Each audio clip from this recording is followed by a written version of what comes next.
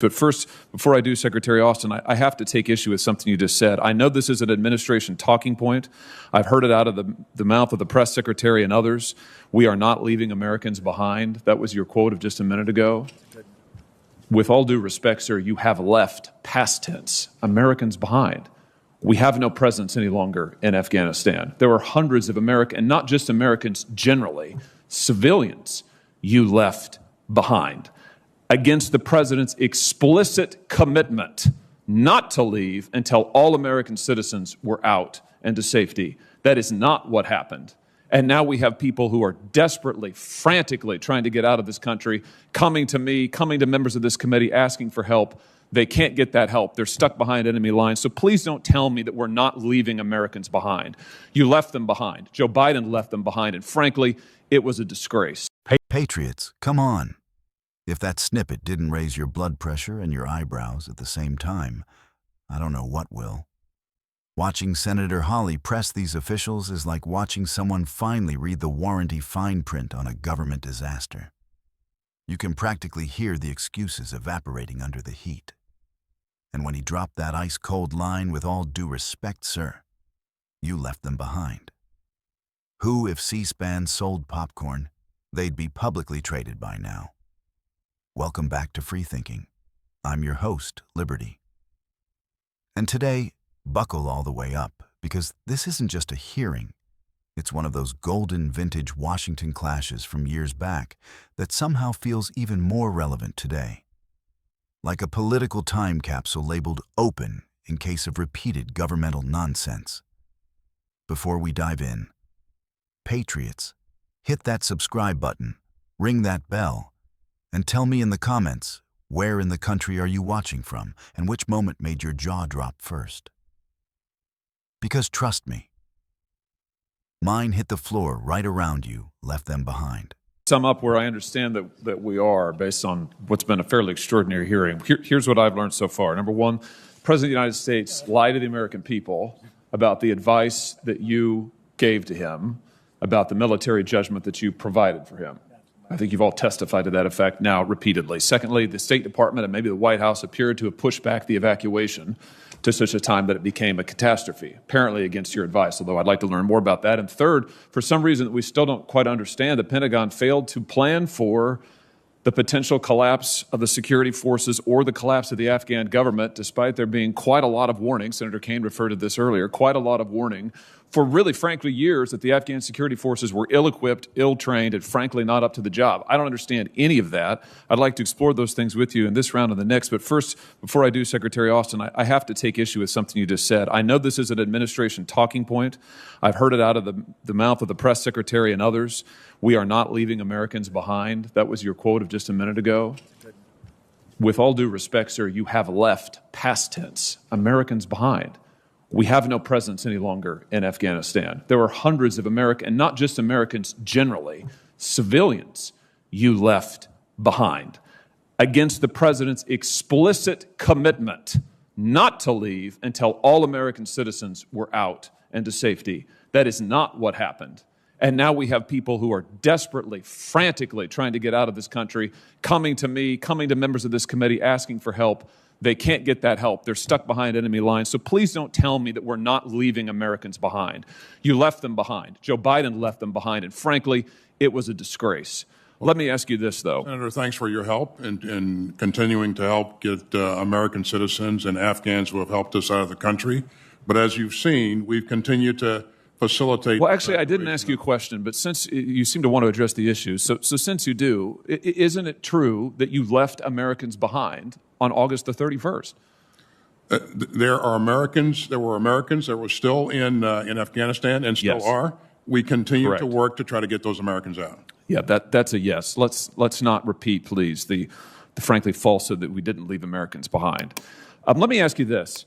Secretary Austin, you said you've alluded to several times the fact that the military was ready. You say this in your prepared remarks. By late April, you say military planners had crafted a number of evacuation scenarios. You refer later in your remarks to the fact that you were waiting for the State Department to make a decision about evacuations. NBC News is reporting this morning that the military wanted to begin evacuations earlier, but the State Department and the White House intervened, and by May the 8th said, no, we're delaying the evacuations of our civilians. Can you just help us get to the truth here? Was it your judgment and opinion that the evacuations of civilians should have begun before the middle of August?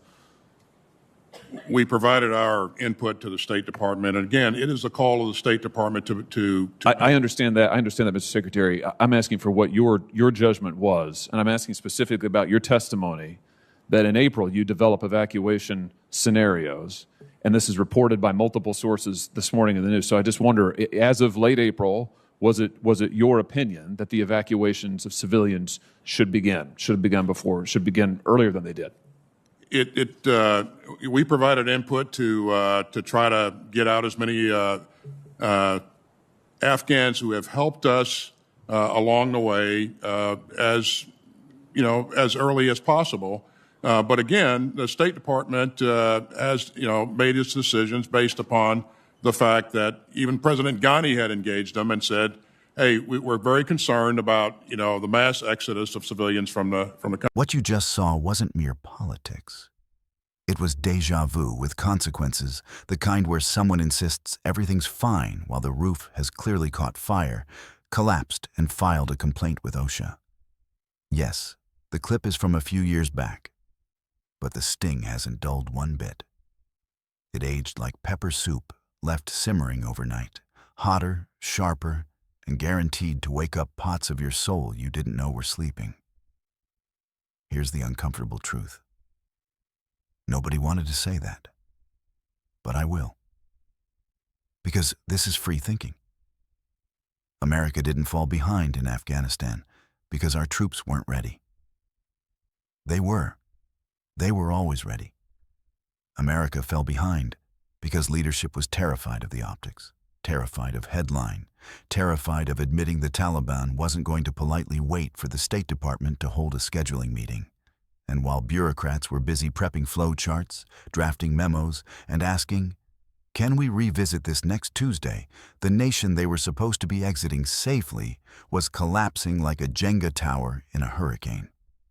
What I find darkly hilarious is how everyone, and I mean everyone, suddenly became an Olympic-level responsibility dodger. We were prepared. Well, actually, they made the call. Technically, we were awaiting an interagency signal. And patriots, terrorists, don't wait for interagency signals. They run the play.